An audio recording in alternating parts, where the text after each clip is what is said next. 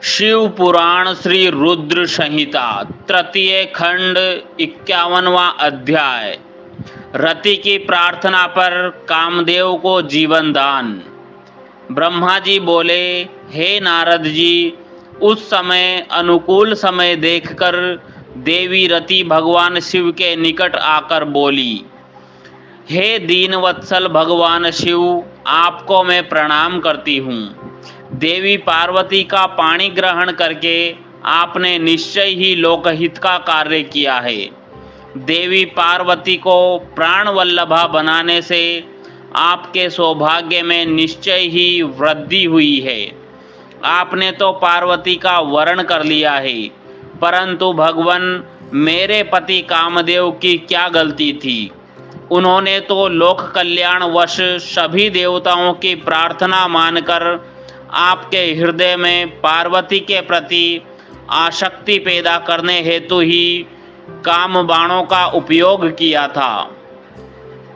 उनका यह कार्य तो इस संसार को तारकासुर नामक भयानक और दुष्ट असुर से मुक्ति दिलाने के लिए प्रेरित करना था।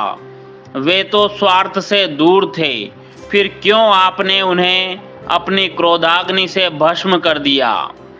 हे देवाधिदेव महादेव जी, हे करुणा निधान भक्त वत्सल, अपने मन में काम को जगाकर मेरे पति कामदेव को पुनर्जीवित कर मेरे वियोग के कष्ट को दूर करें। आप तो सबकी पीड़ा जानते हैं। मेरी पीड़ा को समझकर मेरे दुख को दूर करने में मेरी मदद कीजिए। भगवान, आज जब सबके हृदय में प्रसन्नता है तो मेरा मन क्यों दुखी हो? मैं अपने पति के बिना कब तक ऐसे ही रहूं? भगवान, आप तो दीनों के दुख दूर करने वाले हैं। अब आप अपनी कही बात को सच कर दीजिए। भगवान, इस त्रिलोक में आप ही मेरे इस कष्ट और दुख को दूर कर सकते हैं। प्रभु, मुझ पर दया कीजिए और मुझे भी सुखी करके आनंद प्रदान कीजिए। भगवान, अपने विवाह के शुभ अवसर पर मुझे भी मेरे पति से हमेशा के लिए मिलाकर मेरी विरह वेदना को कम कीजिए।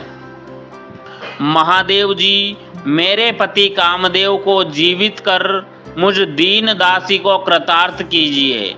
ऐसा कहकर देवी रति ने अपने दुपट्टे की गांठ में बंधी अपने पति कामदेव के शरीर की भस्म को भगवान शिव के सामने रख दिया और जोर जोर से रोते रोते भगवान शंकर से कामदेव को जीवित करने की प्रार्थना करने लगी। देवी रति को इस प्रकार रोते हुए देखकर वहां उपस्थित सरस्वती आदि देवियां भी रोने लगी और सब भगवान शिव से कामदेव को जीवन दान देने की प्रार्थना करने लगी। इस प्रकार देवी रति के बार बार प्रार्थना करने और स्तुति करने पर भगवान शिव प्रसन्न हो गए और उन्होंने रति के कष्टों को दूर करने का निश्चय कर लिया। शूलपाणी भगवान शिव की अमृतमयी दिव्य दृष्टि पड़ते ही उस भस्म में से सुंदर पहले जैसा वेश और रूप धारण किए कामदेव प्रकट हो गए। अपने प्रिय पति कामदेव को पहले की भांति सुंदर और स्वस्थ पाकर देवी रति की प्रसन्नता की कोई सीमा न रही।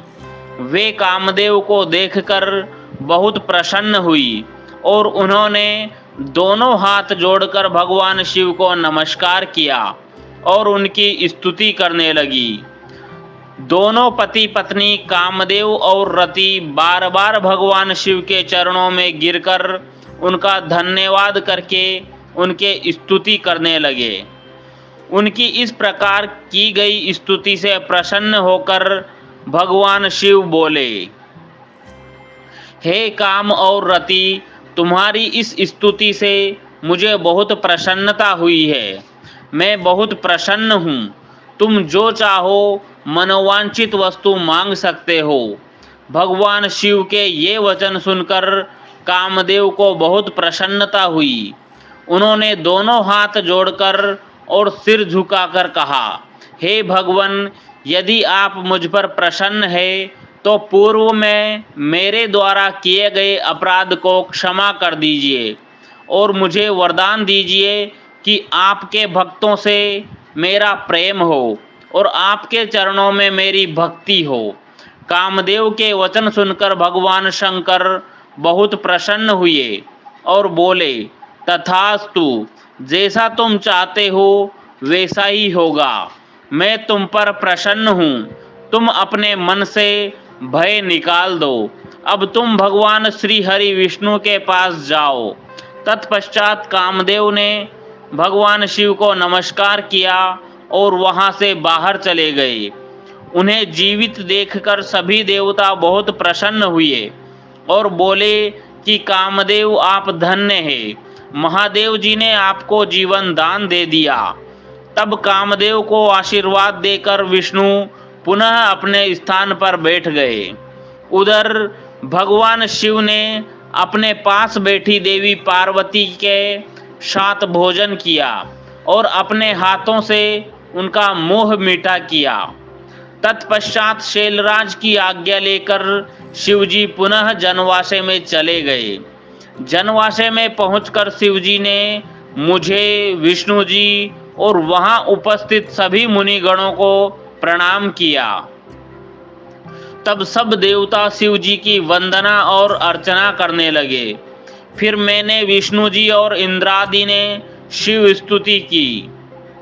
सब और भगवान शिव की जय जयकार होने लगी और मंगलमय वेद ध्वनि बजने लगी। भगवान शिव की स्तुति करने के पश्चात उनसे विदा लेकर सभी देवता और ऋषि मुनि अपने अपने विश्राम स्थल की ओर चले गए। यह अध्याय यहीं समाप्त होता है। अगला अध्याय सुनने के लिए हमारे चैनल को सब्सक्राइब करना ना भूलें। धन्यवाद। ओम नमः शिवाय।